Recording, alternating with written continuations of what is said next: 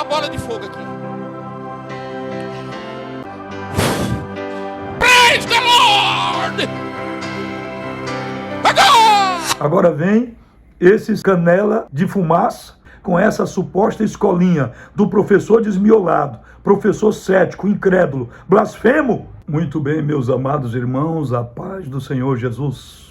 Pastor Aldo Silva, servo de Jesus Cristo Nazareno, entrando mais uma vez aqui na rede social para reagir às falas, às atitudes, às heresias, às blasfêmias de um dos maiores teólogos da atualidade, que tem zombado, escarnecido da obra do Espírito Santo, criando sua própria linha de interpretação. Eu quero reagir começando por uma suposta escolinha do professor blasfemo, do professor desmiolado. Só pode ser professor que escarnece, que zomba da obra do Espírito Santo, sem deixar de dizer que em outra transmissão dele, ele chega a dizer que ir para o monte é debalde, que orar no monte é coisa totalmente inócua, desnecessária.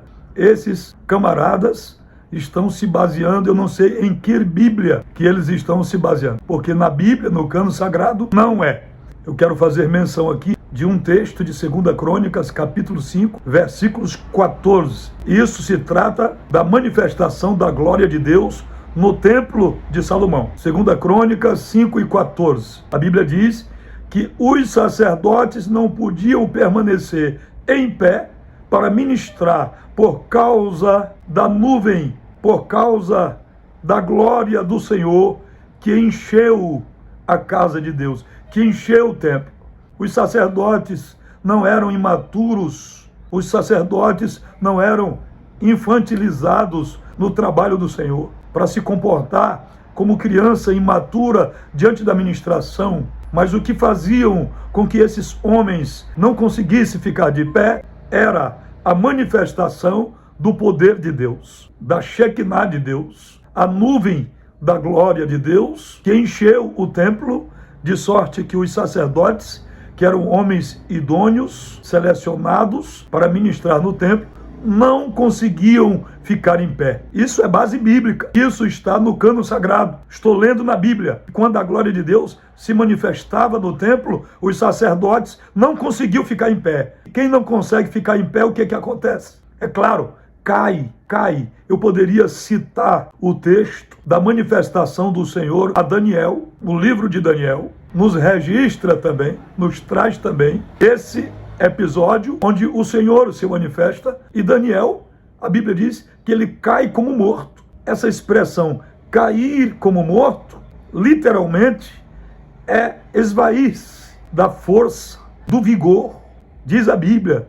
É semelhante ao que diz lá em Apocalipse, no capítulo 1, versículo 17, quando o Senhor se manifestou a João na ilha de Patmos. A Bíblia diz que quando João viu Cristo glorificado, ele caiu aos seus pés como morto. Oh, glória! Segundo alguns historiadores que fazem conjecturas desse texto, tanto Daniel como João, ambos morreram e o Senhor os ressuscitou, os trouxe à vida novamente. De certo, o que quero focalizar aqui é que temos respaldos bíblicos para dizer que quando o poder de Deus se manifesta, o mero mortal não suporta o poder da manifestação da glória do poder de Deus. Um dia desses me perguntaram: pastor, é normal o crente cair no culto? Eu digo: normal não é.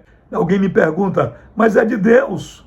Eu disse: meu irmão, eu vou tentar ilustrar para você. É mais ou menos tentar adaptar um motor MWM de uma grande Scania na carcaça de um Fusquinha. Nas primeiras aceleradas, a carcaça do Fusca não suporta, se despedaça.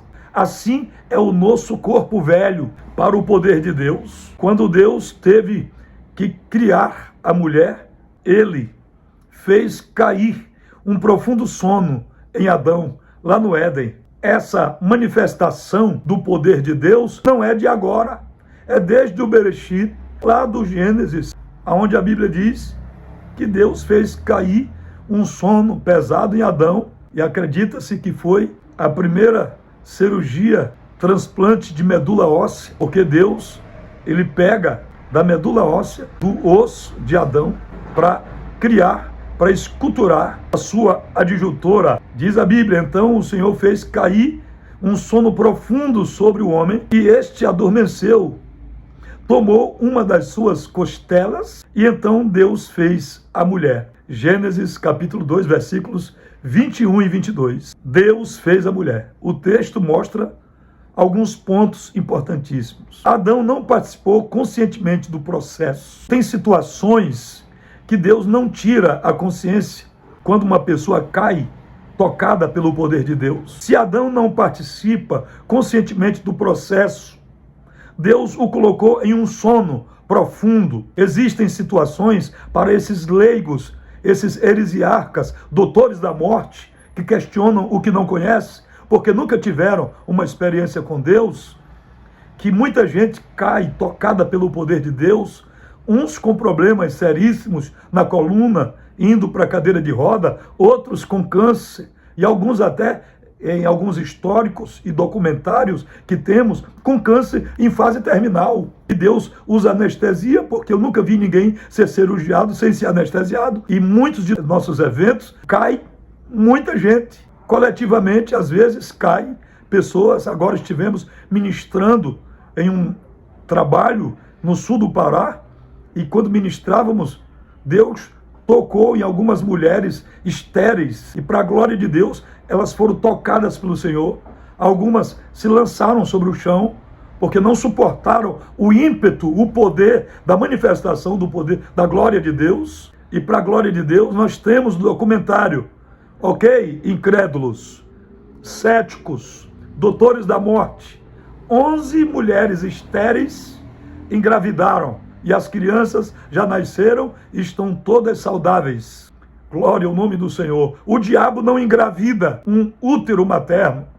O diabo não fecunda o útero materno, tampouco o emocionalismo, porque dizem que quando algumas pessoas caem no culto, é fruto de emocionalismo, uma atmosfera que é criada por músicas, por um determinado impulso psicológico da expectativa de quem vai estar ministrando. Essas falas são oriundas de mentes céticas. Esse cabeça seca que comenta isso nunca teve uma experiência profunda, pessoal, com um Deus Todo-Poderoso.